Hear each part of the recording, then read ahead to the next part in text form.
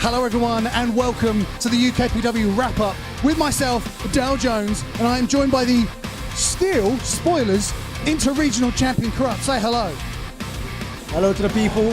Hello to the people, the UKPW fans, and we are coming to you from Falconwood this evening, where we're providing a roundup on exactly what happened today. What a day it's been. I mean, so many things happened. The first match had yours truly in it. That's right, me, Dale Jones, and I took on wrestling royalty in Johnny Storm. Now, I know you weren't out there to see it, so you're going to have to trust me on this one. It was a phenomenal match. But in particular, what happened at the end, Dale Jones managed to pick up the victory, yes, against Johnny Storm. It was a great match. Trust me, they can see the footage. Well, I'm sure they're going to be rolling the footage right now, and you lot can be the judge of that as we move on to match number 2. You're right, Kurupt. It was the UKPW Tag Team Championships on the line, where we had The Business defending their titles against Annihilation Time. It was a hard-hitting match. There were so many big moves, but what happened at the end, Annihilation Time had a tiny miscommunication in which Anton Green was then able to capitalise on, rolled them up for the pin, and got the 3 count. They are still Tag Team Champions. Thanks to capitalise. Annihilation Time been a thorn in the business for quite a few months now here in UKPW, and the business saw an opening, they took it, and therefore, as Dow Jones stated, still the UKPW Tag Team Champions. Fantastic. And then, ladies and gentlemen, we had the third match. The match, which I won't lie, was in fact my favourite match of the night. And it was yourself, Kieran Kurupt, the inter-regional champion, taking on the little pipsqueak in Maverick Mayhew. Let's give credit where credit due. A, what's the catch in you complimenting me? But I'll take it this time. I know you got something up your sleeve. We're wrapping up tonight, so I'm sure that nothing's going to happen right now. Second, give credit where credit is due when it comes to Maverick Mayhew. Puts me to the limit every single time. Thankfully, I've still got the UKPW Inter-Regional Championship. Hope to have it for many more months. I don't know what the next challenger online, but I mean, Kieran, seriously, it was a fantastic match. I mean, it pains me to say that because, I mean, at the end of the day, we're not friends. But it was genuinely one of the best matches I've ever seen. And it was when you hit your big finishing move at the end, you got the 3 count. It was so unfortunate for Maverick. He went for that brainbuster. He hit the brainbuster. Momentum or even just ring awareness, you rolled outside the ring. He was so close to winning that match. But then you went back in the ring, he went for a double stomp, you moved out the way, you capitalised, you hit your finish, and all of a sudden, you are still the inter-regional champion.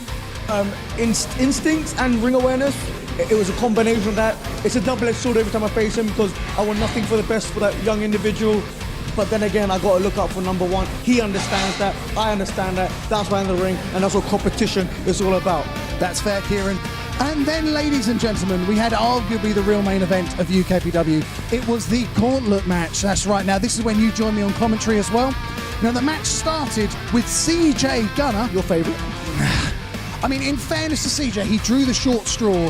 He had to start the match, and his first opponent was Fabio Romano, who I believe it's his Falconwood debut today. I believe so. And I mean, I know my jacket is bedazzling, but there's a man that knows style. As much as it pains me to say, I saw it. He's a man of fashion. He's probably outdoing you, to be fair, but that's not hard. Sorry, I'm trying to stay impartial. Bit harsh, I'm trying to be nice to you. Anyway, I apologise. That match went on and the match continued to go through, but it ended with possibly my new favourite wrestler. We ended with Sid Manelli and Rex Armstrong. Now, that match, that mini match was fantastic. What I enjoyed about it was hard-hitting, but it ended not necessarily in the way I wanted.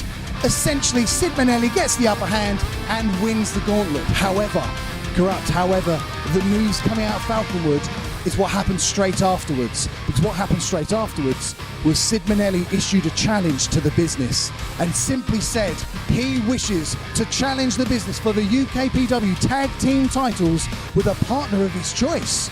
Now, that's one thing that's being left in the lurch. Who is his partner?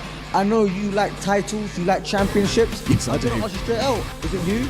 I can definitely tell you it's not me because I've got bigger fish to fry at the next show. Which, speaking of which, moves us nicely onto the main event match. In the main event, now let's be fair, we both have a part to play in this match here. Your best friend, my best friend, facing off against each other for the UKPW heavyweight title. How we've been standing here together is beyond me, but for the sake of professionalism, bingo, we're doing the wrap-up show. You can tell them what happened, I give them my opinion. And ladies and gentlemen, it was Alexander Roth, the heavyweight champion, defending against my good friend Fentos. It was a fantastic match. It was technical prowess. So many good things to talk about. But what happened at the end? What happened at the end, Kurupt? Tell me. What happened in the end? You want to stick your oar in. Even though I said, let's be professional, let's do commentary. But I don't want to say I told you so, but I did. It kind of backfired on you.